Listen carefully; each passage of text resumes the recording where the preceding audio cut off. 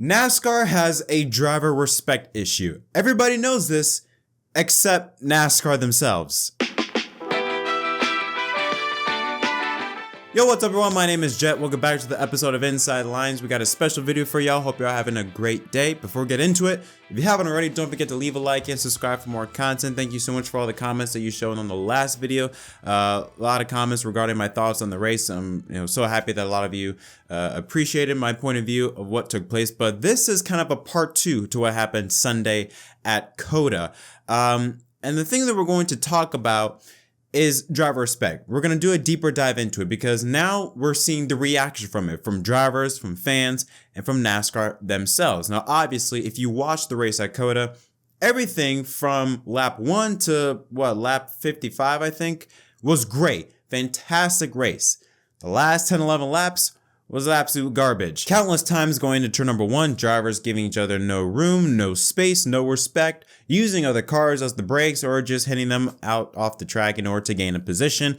And it caused the race to be extended by an hour to finish probably 2 or 3 laps. Now, of course, the people watching it, y'all were frustrated with this, as was I, and even some drivers were frustrated about this. First one was Preece, did not hold back, called everyone hacks. Yeah, I got wrecked by a bunch of hacks. Now, what you want to know what this is? This comes down to a lack of respect, and I get so frustrated because growing up, a lot of these guys, they just pay their way and they don't respect cars. And what happens going into turn 1, they just run into everyone and they ruin days. So someone needs an ass kicking. Next up was Jenson Button. Now, this was an interesting perspective because this is a guy that is outside the NASCAR world, coming into the world, for the first time ever competing in his very first NASCAR Cup race. This was his thoughts on everything that transpired at the end. I have to say, I enjoyed the race. I'd say 60% of it. 40% of it kind of felt a bit silly. The amount that we were hitting each other. And in turn 1, people would have an inch overlap and I would turn in and get whacked. Luckily, it didn't spin me around. And then on the exit, I gave him a big whack back. And the revenge is enjoyable, but there's points where it feels that we could do better. And finally, Denny Hamlin on his Actions Detrimental podcast talked about the lack of driver respect and offer a solution to fix it. Limb here and say maybe we should explore single file restarts at the end. Jared, we listen. Don't act like our series is not afraid to change the rules in the middle of the race. They did it during the dirt race a couple years ago. They did. Maybe after 4 green white checkers that you look into that, but immediately or I get it, but we can't be trusted. Clearly, we can't.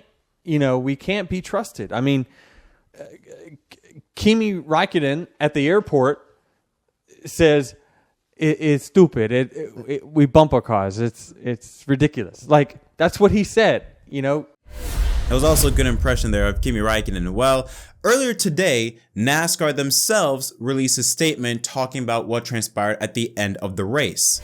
We didn't see anything that crossed the line. Our DNA for 74 plus years has been aggressive driving. I think what we see today and a little bit of a byproduct, which is still good, is the durability of our next gen car. And our drivers know that, so they can even be more aggressive. So yeah, I think there is a line. The teams and drivers understand, for the most part, where that line is. And if we see something that looks just blatantly obvious, then we're going to get involved. But that's not something that we want to get involved in. We want the drivers to be able to handle that. Some of that, I believe, also, if you look at we love road racing. Our fans love it. They love the excitement. But when you look at turns like turn 1 at COTA or even turn 1 at Indy, they're set up to basically, it's a fast, high-speed entry, and late braking is a byproduct and a part of passing on road courses. Will we see that at Richmond this week? No, you don't see that as cars enter turn 1. You don't see it as they enter turn 3. So I think it's just the venues that we go to. It brings a different element, whether it be our short track racing at Richmond and Martinsville, and dirt racing at Bristol, or a road course racing. That aggressive driving is just, again, it's our DNA. Okay, a lot of deconstruct there. Let's first start off with the point that I agree with him with, is the fact that, when look at how COTA and the Indy road course are built. A lot of room, a lot of space for racing. It means a lot of opportunity to pass. It's a wide racing area, especially on a restart where everyone's stacked up. They're going to flare out. Like you don't see that at Watkins Glen. You don't see that at Sonoma. You don't see that at Road America. You're not going to see it at the Chicago Street Race. You only see it at Indy and COTA because of how wide turn 1 is. Again, that's why Denny Hamlin, I think, made a good suggestion. Maybe do single file restarts since we're not capable of doing that. I think if you take the drivers from 20 years ago, Jimmy Johnson, Tony Stewart, Mark Martin, Ricky Rudd, those drivers, I believe this will be fine. It would all been fine because they respected each other. Today's drivers don't offer any respect. So I agree with them to an extent. It's still a driver respect issue. But there are some points that I find very hilarious. One of them was he says something on the lines of, we don't want to get in the middle of that. We want drivers to handle it themselves. The reason why that's funny, Denny Hamlin responded to that saying, really? Which obviously, if you don't know what he's referring to the incident at Phoenix where he put Ross Chastain in the wall. Now, he does mention that if there's anything that's blatant, we're going to get in the middle of it, but we don't want to. We want the drivers to handle themselves. So it's kind of funny how he says that, and yet then NASCAR then penalizes or fines, I should say, Denny Hamlin for taking measures into his own hands. So it's kind of funny how he said that. Our DNA for 74 plus years has been aggressive racing. Yes and no. While yes, NASCAR has always been about aggressive bumper to bumper, being and banging racing. What we saw Sunday it was less being and banging. Yes, there was a lot of hitting each other, but it was more of just wrecking each other. It was more just taking each other out. Again, you look at the Indy road course, it's literally you're going 5 wide into a hole that can only handle 2 or 3 cars and just wrecking, taking each other out, spinning each other around. That's not aggressive racing. That's reckless racing, reckless driving. So yes, I agree with that statement. I believe NASCAR was built on aggressive driving. What we saw Sunday, I don't think that was aggressive driving. I don't think that's aggressive driving. I think that was just reckless. It was reckless racing, reckless driving, however you want to put it. And I think that video speaks volume to what NASCAR wants. Again, we're going to go back to the Denny Hamlin podcast. This is what he said at the end of it. It's just, what does NASCAR want, right? If they're happy, then they're going to keep this. But I just think that there's something we need to do for the road courses on these restarts because, more than likely, if you're listening to this, your driver probably got spun or wrecked at the end of that race, and you're probably tired of it as well. I mean, he's not wrong. I mean, based on that statement, NASCAR is in the we like what we see type of vibe. Like what they saw Sunday, they thought it was great racing. They saw at the end, they thought it was completely fine, which is a problem. Yes, we want drivers to be aggressive. We do want drivers, to be able to hit each other, move each other out of the way. That part's fine. We don't mind that. But when it takes an hour to do 2 laps, that's pathetic.